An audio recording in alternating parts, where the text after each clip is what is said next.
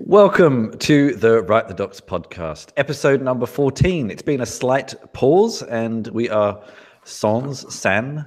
Jared again, unfortunately.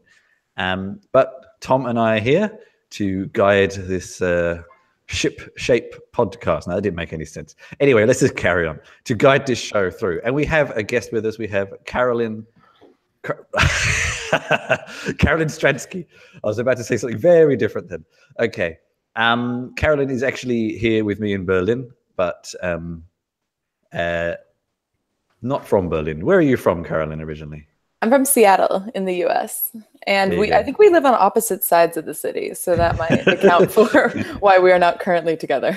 It's a whole different time zone. Basically, it feels like it. Wow, this is a small world. I'm from Tacoma area. Really? But, yeah, so seems like we're from a same region originally, but now you're in Berlin, where Chris is in the same city. What brought you to Berlin? A boy. Oh, a tale as old as time. But really, yeah, I moved here kind of to make a relationship work, and that's actually how I discovered tech and startups. Before that, I had pretty much zero interest in it. So it's been a big 3 years, let's say. 3 years, wow. And actually, you say you started mostly as a journalist. What were you covering? When I first moved, I was doing a lot with the refugee crisis. It was 2015, so it was a good time to try to do that. But if we're going to be really honest, I wasn't doing a whole lot of anything because it was really difficult to find work and resources, and not knowing German really bummed me out in that sense. For sure. And then you started learning to code, deviated to technical writing, which is pretty closely related. And now you've gone back to, well, you've not gone back to, you've now gone to full-time coding, actually. Yes. Yeah, I don't know what more to say about that. Yeah, I joined when I first started in Berlin. I just got a job at kind of whatever startup I could find. I worked at a blockchain startup and became really interested in how the technical side worked. I really felt like left out, not knowing. In one position, I was doing some product documentation, but I couldn't fully speak to how the product really worked. It was very kind of a strange experience to do that. And then, yeah, I took time off, learned to code, went to technical writing because I thought it would be perfect for me. And it really was nice. But now I'm back I guess now I'm at front-end development. And just to freak Tom out even more, the aforementioned blockchain startup actually used to be literally over there where I'm pointing on my street, but they've now moved. And Carolyn and I have also worked for the same startup, not at the same time though. So, so just to freak you out even more. Now, hey Chris, how did you and Carolyn meet up? Were you guys at a conference together? How did you invite Carolyn? Just curious. I don't know how we first met, but we did share in a Write the Docs themed way. We shared a red wine fueled train journey down from Berlin to Prague for the last Write the Docs conference. So, okay. I think we disturbed all the German train conductors with our quantities of wine bottles and food. Yeah, we had a buffet, and it was literally just bread and things to put on bread. Beautiful, beautiful times. There were another 4 people, just in case you were there. Anyway, let's get to the subject. We're going to actually visit a little bit of the technical writing area, although I know that changing jobs has not stopped you talking about these sorts of subjects. Yes. And this is a particular... The title is intriguing, and it'll take us in multiple directions. We're going to talk about humanizing documentation. Let's get some thoughts on what that means, sort of high level from you first, Carolyn. From me? Yes. All right. So humanizing your documentation, yeah, as you mentioned, it can be interpreted in many ways, and I, even myself, have interpreted it in many ways when I first got started. I heard the idea of humanizing from a colleague actually while I was at Contentful, and it was in a completely different context, but I was like, that's it. That's what I want our documentation to do, or that's what I would like all software documentation to do. So the idea is that, there's kind of two aspects to it. There's like the structural aspect, which is, focusing on use cases and use case driven documentation, or kind of more goal oriented. And then there's, the human aspect, like having a conversation, cultivating empathy while you're writing documentation so that, it reads better to a beginner, or perhaps eliminating insensitive language or, gendered language or anything like that. So it can go a lot of different ways. So. And actually, before we dig into any detail, you've kind of said to us before the show that this was motivated from an unsatisfying relationship with documentation. Do you care to give us any examples without naming names, maybe? Oh yeah, no, I never name names because I don't think it's good practice to praise bad documentation. I'd rather promote better documentation, in my opinion. But yeah, basically this whole idea, a lot of people assume that I speak about this because of working as a technical writer, which in no doubt like fueled that. And, I feel like I can speak more intelligently to it because of that. But this whole idea really started when I was learning to code, when I took that time off and I did a coding boot camp.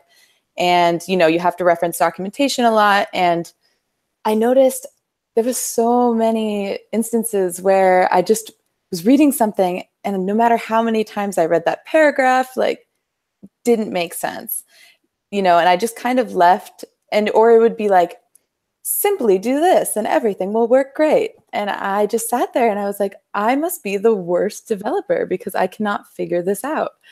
And then it wasn't until, and I kind of like harbored on that idea being like, oh, maybe it should be better, but I don't know for sure. And then when I started working as a technical writer, I realized that, it wasn't just me. Like even once I understood the concepts, I'd go back and read the documentation and be like, this actually, you could tell that there wasn't a lot of like care or attention given to it. And, so that's kind of what inspired it, was just having that like realizing that those feelings I was having were maybe not just because I was a bad developer, but also because, this thing was supposed to be fueling my learning, but really it was stunting it. And also that I'm not alone. Like almost everyone I've talked to has had a similar experience. And that's when I was like, okay, like maybe this is worth exploring deeper. Hey, so you talked about the need for plain language, right? Having clear, simple communication. What about the more sort of emotional aspects of language where people might sound more human, not just conversational, but maybe admitting glitches in the product, admitting when a process is super complicated or when the UI sucks, or like how would you say that that's a good practice, that tech writers sort of let down their wall of professionalism and speak more as a real human in a more transparent way, or is that kind of going too far? I would say yes. I think that you should try to be as transparent and human as possible. I mean, obviously, like maybe don't go fully rogue. Like you might want to talk to your product owner or, some sort of stakeholder about that before you make those decisions. But I think some of the best documentation I've ever read is ones that clearly state, like, if you're trying to use this for this use case, maybe it's not the best solution for you. And like the Reason ML docs, they do those really well, especially in their converting from JavaScript to Reason. They talk about the process you should go through to talk to your team before making that switch. And that was something that I really appreciated about when I was at Contentful, was that we tried our best to, mention like specific use cases where maybe a headless CMS isn't the right thing for you. Maybe you're better off just kind of with a static site generator or with, something like WordPress. So kind of by default by saying these are the best situations for using this feature, you don't necessarily have to call out the other situations where it's a bad idea or where it fails. You can just omit them. I mean, sure. But I mean, I think if you know a use case where it's definitely not the right solution, and it probably won't be anytime in the future, you're not planning to develop anything, you're not, that's just not the direction you're going. I think being upfront about that, or, say you're a product that's aimed at, I don't know, enterprise companies, and maybe you're not the best for agencies.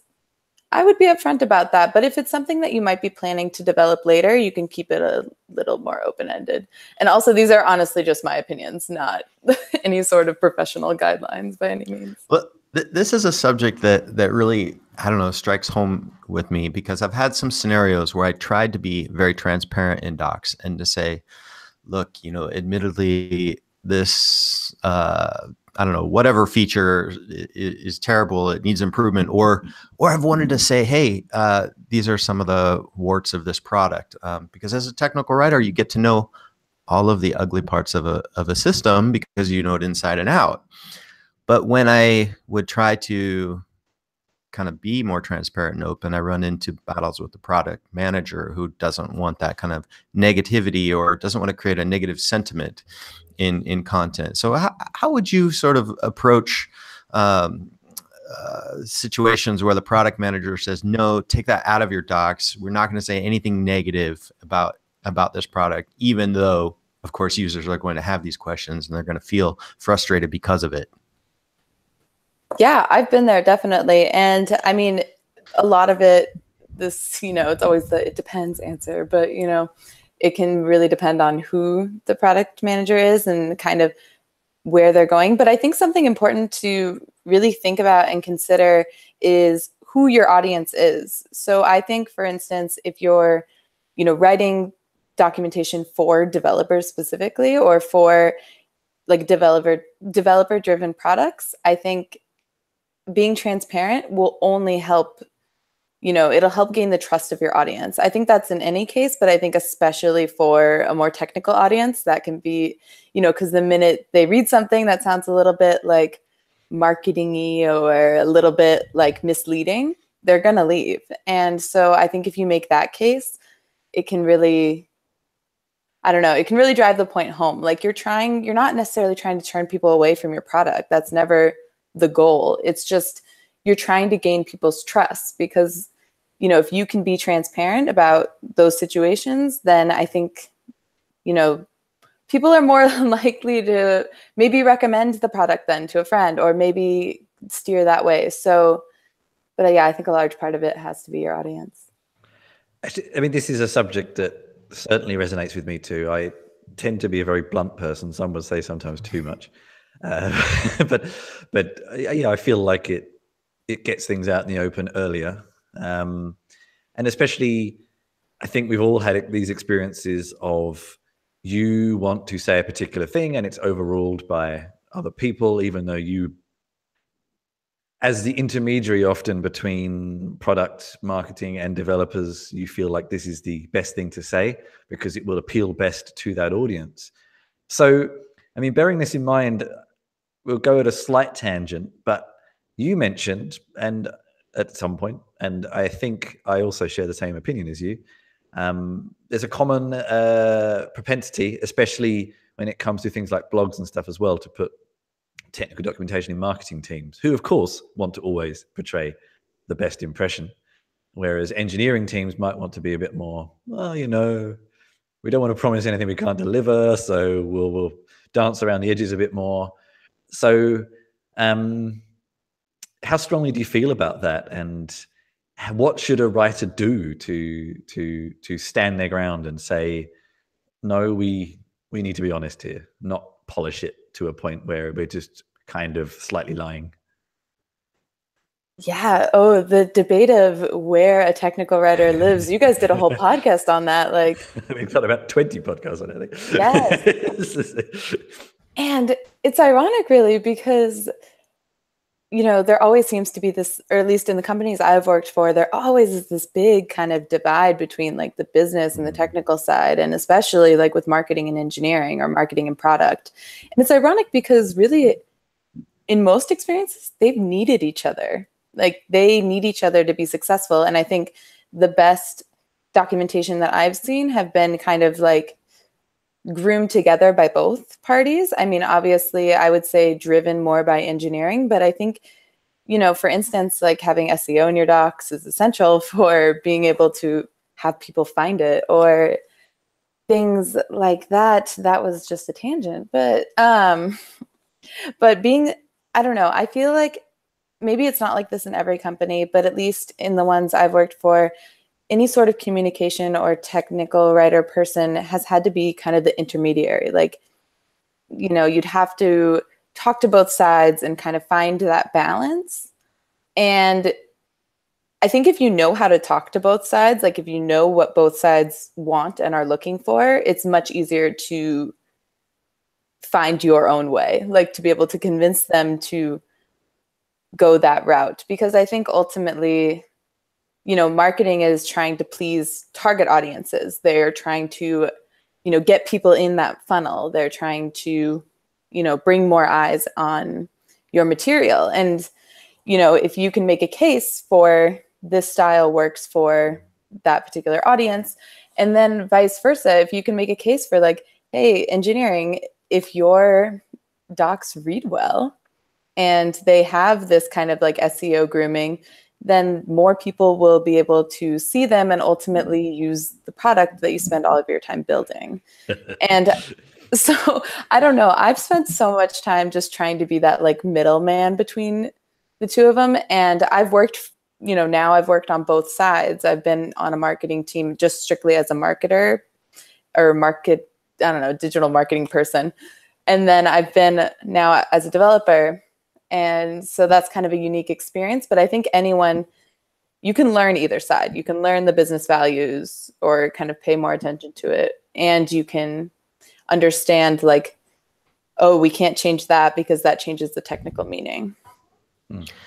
I have a question. So one of the less controversial parts about humanizing documentation is to make it easily readable, as you were saying, simple, plain. And yet, for developer documentation, perhaps a JavaScript library of some kind, there's a lot of jargon and lingo and foundational concepts. How do you handle this when you're trying to communicate with a JavaScript developer audience, and a lot of them may speak that lingo? Do you just fall into that lingo and say, you know, sorry to everybody else who can no longer read this content? Or do you try to write to the least common denominator, defining things? How do you kind of approach content that has a lot of jargon and lingo in it? It's funny that you say like, you know, the less controversial, because I also thought that when I started, but ironically, people really want things to sound really, you know, academic and robust. And, you know, and especially if you went to some sort of like formal university, like you kind of get this drilled into this idea that like plain language is a negative thing, or simple language is something that's, I don't know, like unintelligent or beneath you. But really, yeah, it's how you can get people, you know, a larger audience to really understand and comprehend your documentation. And I guess I'm trying to think. So with JavaScript developers in particular, yeah, it can be, you know, tricky. There's a lot of lingo, a lot of things. I think some kind of like quick, easy steps to take is I try to, if it's in, you know, some sort of article format, I try to at least explain jargon if it can be pretty quick, like if it's just, you know, a couple word clarification. Or I'm a big fan of like linking out, like link out to another, you know, page in your documentation, link out to someone else's documentation, you know, find a way, because, you know, those readers who need that clarification are much more likely to open, you know, maybe another tab, you know, get that definition and then come back. Like that's kind of a misconception that they'll just leave. But I think they'll leave if they feel frustrated because they don't understand what's going on. And I think also what's really helpful is like in a product that has maybe really specific, like product specific jargon, is to have some sort of maybe external glossary, or, you know, maybe a concepts page that really outlines like those particular words and how you will be using them throughout your documentation. And I think, I mean, then there's the whole issue of like making sure that's consistent and making sure that everyone else has agreed on these definitions. But I think it can really help because, you know, then you're linking internally, then you are able to, you know, you have control over how people interpret your words, which is powerful. I find that this strategy, these are all great strategies, by the way, that you're talking about, the linking out and glossaries and so forth. I think it is a way to make documentation much more human and accessible. It's often hard, I find it's hard to identify what's lingo and what's not. I once at another company was documenting a JavaScript widget library, and it was a lot of talk about, you know, the asynchronous callbacks and this promise and that promise. And it was like, you know, will people know what these mean? Will they be familiar? And of course, the developer, who is a JavaScript, like a senior JavaScript developer, was like, oh yeah, you know, people are going to know this. But I think developers probably play a lot of different development roles sometimes. Do you just develop JavaScript at your company, or do you sometimes veer into other technologies that maybe you're less familiar with? I mean, definitely. But I'm a junior developer, so all the technology I work with pretty much right now is new in that sense. But actually, it's funny because, like, as you were saying that, I thought about today, like maybe 30 minutes ago, I just read a quote from Stephanie Hilbert that was, you know, the best, I'm going to botch this quote, but like the best technical articles are written by developers who didn't know the material before. And it's because you have that fresh perspective and you're able to kind of remove yourself from it. And it's weird because like when I was learning, I was like, oh my gosh, I'm never going to be that kind of developer who, you know, uses all this jargon and never explains myself. And now I find myself doing it sometimes. And it's just like, oh, okay. But it's hard not to fall into it once you become comfortable, like within that space. So as far as like, I don't know if this is where you're going with this, but I always try to like recommend that people really take a step back. And if you need to, you know, I mean, obviously having someone else read it is really beneficial, like maybe someone outside of your team or even someone who is also kind of learning, even if they're in a different department. But also, you know, walking someone through what you've been doing and saying it out loud. And then having the other person, you know, listen and really note and try to follow along, because you'll find discrepancies because, you know, the way you think about how you're doing things and the words that you're using might be really specific and you just don't realize it because you're so deep in the product. And I think that's actually like I don't know. I think out of all the problems you can have with documentation, that's almost like a nicer one because it's not usually intentional. It's just people are so deep into what they're doing that it's hard to kind of remove yourself from it. I'd like to move on to the next point in a minute, but I'm just going to reiterate something you said about 45 seconds ago or so. Anyone who knows me knows I write about a lot of different things. And to be perfectly honest with you, most of the time it's because I'm interested. And reiterating what you just said, usually about an hour before I started writing that thing, I knew nothing about the thing I'm writing about. And that sometimes gets you unstuck. But usually I think especially as a writer, you may not know everything, but you learn how to learn and how to understand things quickly and effectively and what you need to know. But also I think it feeds into, there's a line, I heard this quite recently and I should remember who said it, but I can't. And it was a line about, especially when it comes to development and engineering, about staying hungry. And I think this is especially an important aspect with engineers. It's not only because it's a fast-moving industry, but because then you learn about other people, other aspects, and you keep your own knowledge topped up in many ways. And actually, hopefully this gives me a perfect segue into the next point, because we've talked a lot about users, but the next point on this list fascinates me, and it's one I actually do struggle with myself, so I'm interested to hear your thoughts. Take the word users out of your workplace vocabulary. So we're writing user-focused documentation, but we can't use the word users. What have you got to say there? Okay, this one's actually one that I heard this idea. It's from Lauren Kalbag. She's, a designer and accessibility advocate. I heard her speak in Berlin at Accessibility Club, and she mentioned this idea of, taking the word users out of her own vocabulary and talking just about how instead of describing people as users, it's people who use the product. I think she used the example of, what other industry calls them users besides like the drug industry. But yeah, that's one that I'm so guilty of. I will say that out loud and then 5 seconds later say, oh yeah. And then when you're talking to users and I'm like, oh, okay. But it's more about, I would say it's less about the particular word and more about getting in that mindset that these users that we talk about, these are people, these are humans that are, have feelings and emotions and, usually when they're at your documentation, they are having problems with your software. That's kind of the reality. But when we use, or at least when designers and developers particularly use the term users, they're talking about this like abstract thing, this person out there who's doing something with our product, but we don't see them necessarily as like someone like ourselves. And so that's kind of the basic concept of it. And I really like it. I just need to be better at doing it myself. It's tough. Tom, have you tried this? I know that some people really would like to replace users with just people.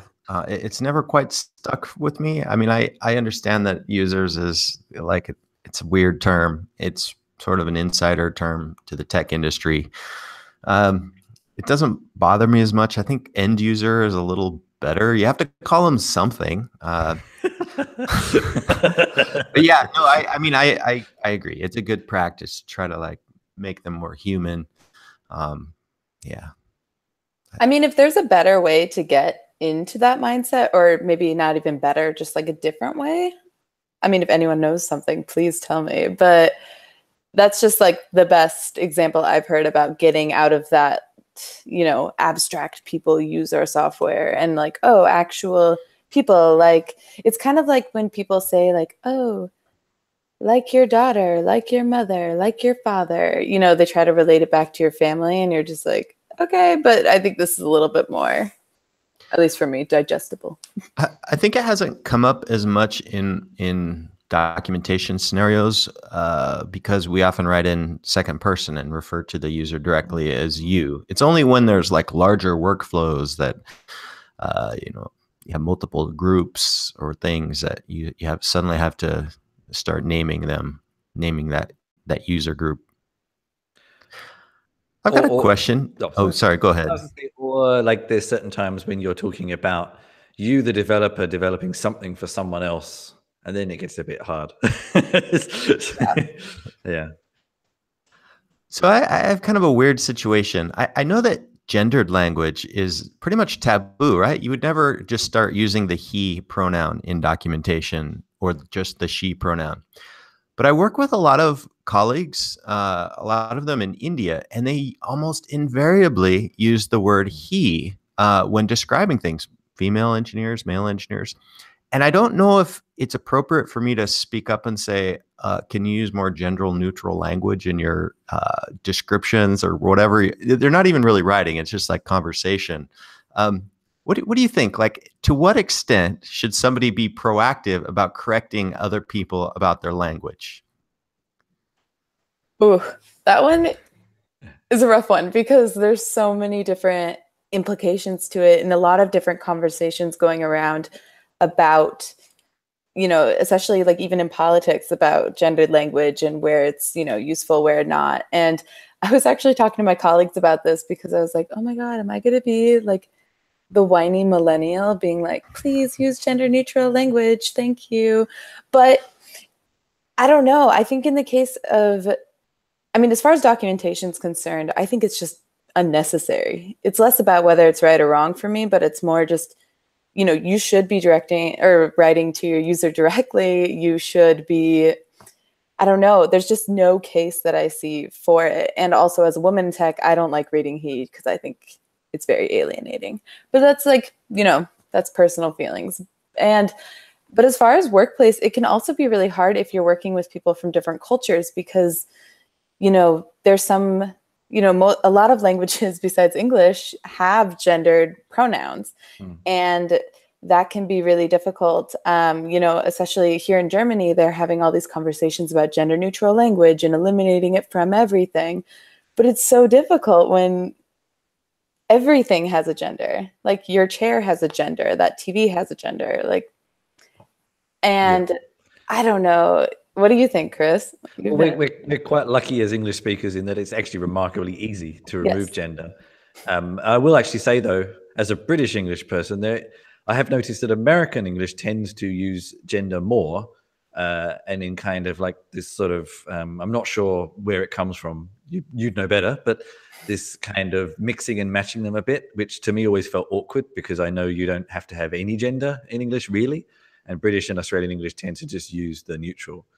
Not so much in tech documentation, actually strangely in, I don't know, like game manuals and things like that, they tend to put he, she, and then mix it around to try and be to equal, but it always feels kind of weird and unnecessary because, yeah, in English, it's generally fairly easy, unless you really are referring to a particular person, of course. Well, that's also the hard thing is it's, you know, if you're referring to your user directly, you know, you can just say you. Yeah. Well, I mean, like a particular actual person. No, exactly. Or if it's like, but I forgot the context, but I remember at Ketefel, we ran into the situation where we needed two people, like, you know, two characters, I guess. And I don't know, you can name them something. I think in our style guide, it said you should name them something distinctly different, like Alice and Bob.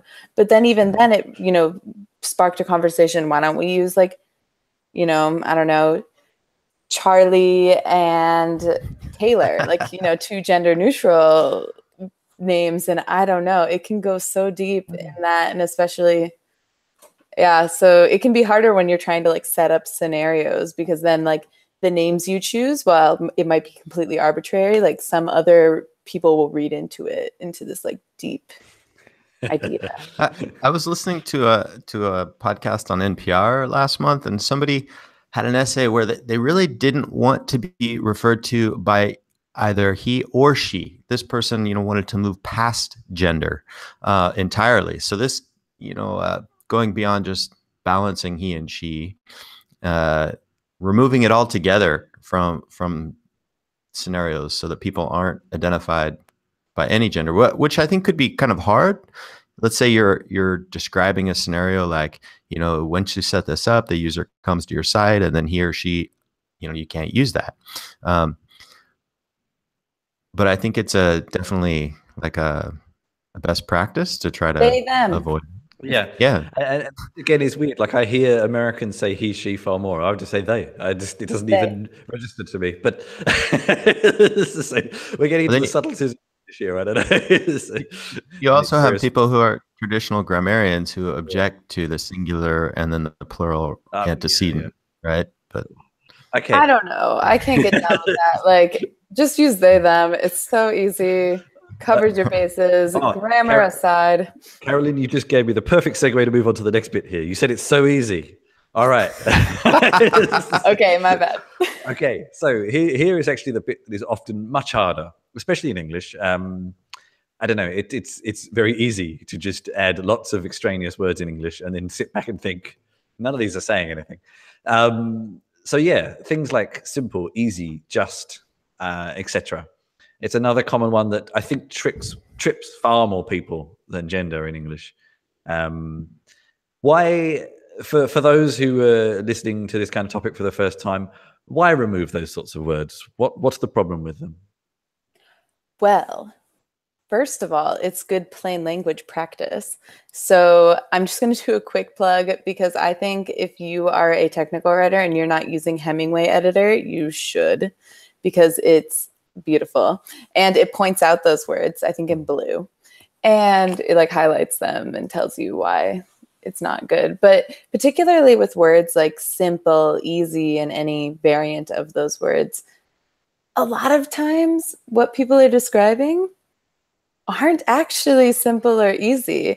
There was, oh, now I feel bad. I'm totally spacing on the name, but there was someone who gave a talk at actually Write the Docs London and talked about this idea and searched simply on GitHub and looked for documentation. There was 92 instances of simply, and he pulled up a bunch of them, and most in of them all of GitHub. Yes. Really? Wow. Okay. I'm quite surprised. I guess. I mean, I don't know what his search parameters look like, but that was the number, 92 million. And 92 million. Oh, right. Okay. Yes. Oh, you thought I said 90? Oh. Okay. I think I must have misheard the million. Okay, that makes a bit more sense. All right. Okay. Yes. And most of these concepts that they were describing weren't actually simple. It was like, I don't know, simply like refactor this and do this and do this and da-da-da, and then it'll work. And, or it's like, simply refer to the documentation. And you're like, but aren't I here? Isn't that what I'm doing right now?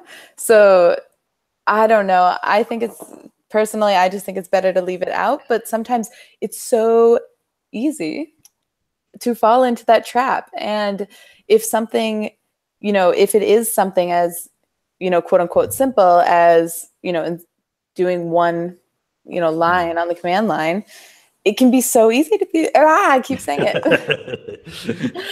It's hard to avoid because you want to convey that ease to the user and kind of, you know, assure them that it's not going to be like this headache of a difficult process. But you have to think about, like, if it doesn't work, then it wasn't so simple or easy. I don't know. What do you guys think about that? I think one easy, sorry, now I'm doing it too. Well, yes. One way to distinguish marketing written content from content written by technical writers is to count the number of times simple and easy appear in there, because that is really marketing's main message, is that our product is simple and easy to use. And that's what customers want to hear. So, you know, maybe it makes sense in a marketing context where you're trying to push those buttons. I mean, certainly Apple has made its brand all about simplicity of design and something that's easier to use. That's why people buy it. My dad, he's like 80. He will buy the iPhone and the Mac because he thinks it's simpler and easier to use. But maybe instead in tech docs, when you run into these scenarios where people want to try to, you know, saturate your docs with those language with those terms, instead you could provide a workflow that has 3 steps that shows really how simple something really is, so that the user can then see, oh, really, I just have to do these 3 steps to configure a whole server and deploy a website or something, you know. That might be more powerful, because the word simple and easy become very empty. So I'm always asking, you know, simple for whom? You know, simple for the JavaScript developer who created this, or simple for a novice? You know, guess which one I think I'm going to lean towards. So yeah, that's what I think. No, definitely. That's exactly what, you know, this person who, I feel so bad still, but look it up. And that's basically what he was suggesting, was if you can, you know, think about why you're using that word, like what is that thing that makes you think that this is simple or easy, and try to like quantify that in a way if you can. Like, you know, it's much, I would say, better to say 5 lines of code, or like you said, 3 steps, than to say simply do this. Like, put it in a way that's, I don't know, I guess something you can't misinterpret is what I would say. I like that. It's like, if it really is, justify it. I like that as an approach, actually. I think that's one to remember, because this is stuff I argue about the most, probably, when reviewing changes or making changes to docs to or going through engineers. Yeah, I actually also, because a lot of the time what we tend to do is cut stuff down, which can sometimes upset people. I spent all this time and now you're getting rid of it, you know. So yeah, that's a nice, I like that as a justification. I'm gonna remember that one. Hey, so I had a question. You know, taking this whole idea of humanizing documentation one level higher, have you ever read documentation that you've truly felt a connection to, that you've read it and you think, this is a real human who's talking. You've done some work in chatbots, so this kind of relates, right? How do you make the chatbot sound human? How do we make our documentation sound human? We've talked about the simple language, getting rid of gendered language, getting rid of jargon. Talked about like being transparent. But what is it that truly makes that connection to feel that it's a human writing and talking to you? You're asking me? Yeah. I don't know. Well, Whoever. I mean, to be honest with you, I will say it's the horrible tech answer to everything is that it does depend. There's some projects that I've worked on that are going to be used by a very wide gamut of developers. So you have to be a lot more broad. But then there's other products like a data streaming platform. And you can take a very big, broad guess that someone delving into that will have a lot more pre-knowledge and pre-assumptions because it's an insanely much more complicated thing. And then your need for it, like, it's not a hobbyist thing. No one just decides to implement a data streaming platform for the hell of it. So it's something that you can then take your level of writing to a different level as well. So, and it's actually harder because you have to understand it more as well. So I think that's probably knowing the audience really is one thing. And that's when it's very hard with tools like Contentful. And I know they struggled, and other companies like them, when you have a do-it-all platform. It's actually the hardest ones to do because the level of the person reading it is very broad. So knowing exactly what they're trying to do and what the level is really hard. So in some respects, the more complicated tools are easier because the barrier for use is higher as well. Yeah, that's been my experience so far. So I think it is just trying to understand a lot more about the reader in the first place.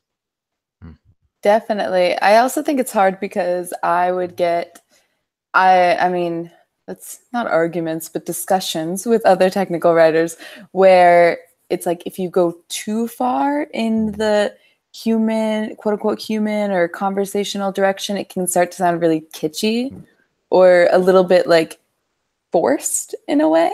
But yeah, I would say understanding your audience is so key. And also, you know, keeping it, I would always err on the side of conversational. Like, you know, a lot of technical documentation has the reputation for being dry. And even, you know, developers, when they write it, I think that's kind of what they have in their mind. Like, you know, that first run is like, do this and then do this. It's very robotic. And so thinking about it in a way of like, okay, how would I describe this to another human if they were sitting here? Or how would I tell them about this new feature, you know? And I would always, at least personally, but again, it depends on your audience, but I try to always err on the side of like how I actually talk, obviously editing out the fillers and actuallys and things like that. All right. We don't have a massive amount of time left, so let's move on and wrap up the final section. You had a point here I would like to have discussed, but we'll have to leave everyone hanging on what that was.